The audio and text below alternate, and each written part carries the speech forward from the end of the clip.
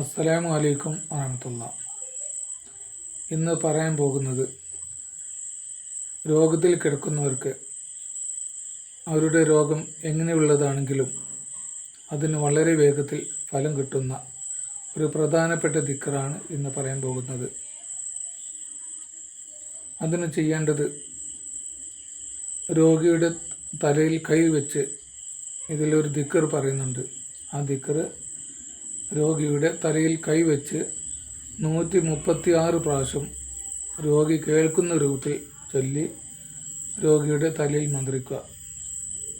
ഇങ്ങനെ ഒരു ദിവസം 3 പ്രാവശ്യം ചെയ്യണം. ഇങ്ങനെ 7 11 ദിവസം ചൊല്ലി മന്ത്രിച്ചാൽ ഇൻഷാ അല്ലാഹ് ഏത് രൂപത്തിലുള്ള രോഗമാണെങ്കിലും അതിന് വളരെ വേഗത്തിൽ ശമനം കിട്ടുന്നതാണ്. അതിന് ചൊല്ലേണ്ട ദിക്ർ യാ സലാമു യാ അല്ലാ എന്ന ദിക്റാണ്. ഇൻഷാ അല്ലാഹ് അല്ലാഹു തആല എല്ലാ രോഗങ്ങളിൽ നിന്നും നമ്മെ സലാമത്ത് നിലക്കട്ടെ. അസ്സലാമു അലൈക്കും വറഹ്മത്തുള്ളാഹി.